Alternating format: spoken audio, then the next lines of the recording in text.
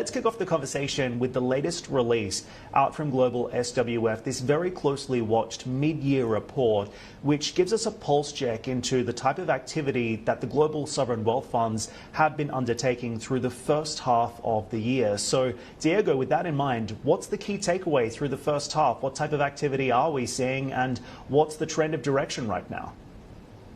Hi, Dan, and thank you for having me. I feel like we always have a lot to talk about, and indeed, we just released our half-year update on sovereign wealth funds globally, and it's quite striking because despite the geopolitical tensions and the tariff uncertainties, financial markets continue to grow well, and the oil prices are quite stable at $70 US on average in the first half of the year. That means that the sovereign wealth funds as a whole have increased their AUM to 13.9 trillion at the moment.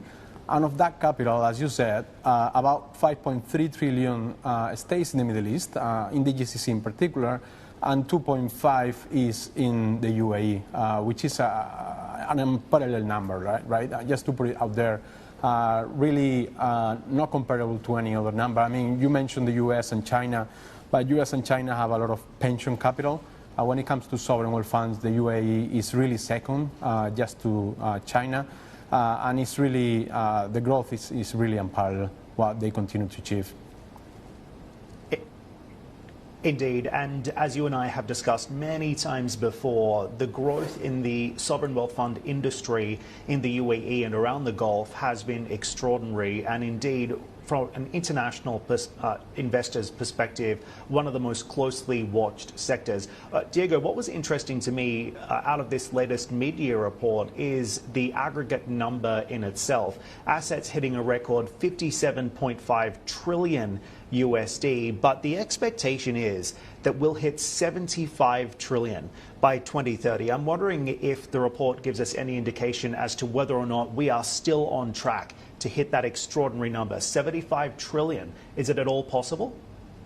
Yeah, I mean, the 75 trillion takes into account the central banks, sovereign wealth funds, and public pension funds globally. And it's interesting because we started doing these forecast exercises in 2020.